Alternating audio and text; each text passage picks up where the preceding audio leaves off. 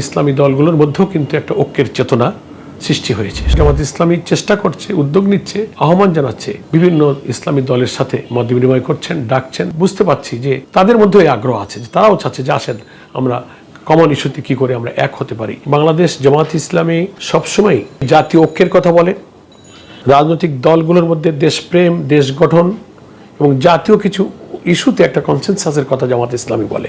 এটা যার যার দল এবং আদর্শের ভিন্নতার জায়গায় থেকেও কিন্তু কমন ইস্যুতে একটা জাতীয় ঐক্য গড়ে উঠতে পারে। বাংলাদেশ জামাত ইসলামের আমির সেই আহ্বানই সবসময় জানিয়ে আসছেন। দুনিয়ার অনেক ডেমোক্রেটিক কান্ট্রিতে, গণতান্ত্রিক দেশে উদাহরণ কিন্তু আছে, প্রচুর মত পার্থক্য দলগুলোর মধ্যে, কিন্তু গুরুত্বপূর্ণ ন্যাশনাল ইস্যুতে তারা এক টেবিলে বসে চা খাচ্ছে, একটা ইউনিফর্ম থিঙ্কিং তারা মেনটেন করে চলছেন। এটা একটা ঐক্য।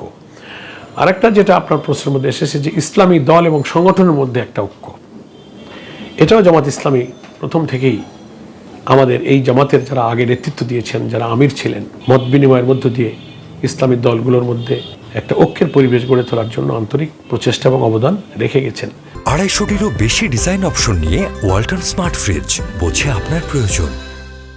হতে পারে দলগুলোর মধ্যে তো ভিন্ন ভিন্ন কিছু পলিসিগত পার্থক্যের কারণে দল তো আলাদা হয়েছে। এদেশে যদি 20টা বা 10টা ইসলামী দল থেকে থাকে, তো দল তো একটা না যে সব একমত হবে। ভিন্ন কিছু পলিসি আছে বলেই তো সে একটা পৃথক দল হয়েছে।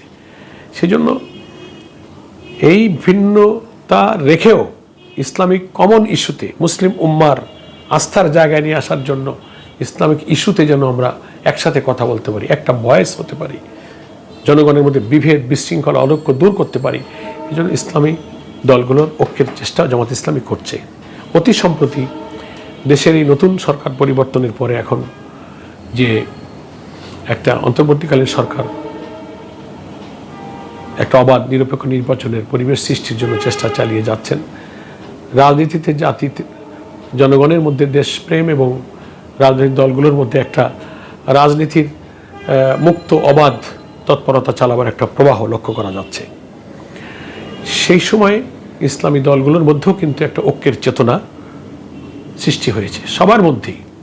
আমি তো মনে করি জামাত ইসলামী চেষ্টা করছে, উদ্যোগ নিচ্ছে, আহ্বান জানাচ্ছে। জামাতের সম্মানিত আমির ডক্টর শফিকুর রহমান বিভিন্ন ইসলামী দলের সাথে মত বিনিময় করছেন, ডাকছেন, বৈঠক করছেন, এবং সেখানে আমরা এটা বুঝতে পারছি যে তাদের মধ্যেই আগ্রহ আছে, যে তারাও চাচ্ছে যে আসেন আমরা কমন ইস্যুতে কী করে আমরা এক হতে পারি।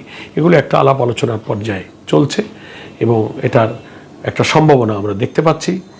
সকলের মধ্যে যদি এই চিন্তার ঐক্য থাকে, উদার মন থাকে, তো ইনশাআল্লাহ পরিস্থিতি একসময় ইসলামী দলগুলোকে আশা করি একটা জায়গায় নিয়ে যাবে ইনশাআল্লাহ।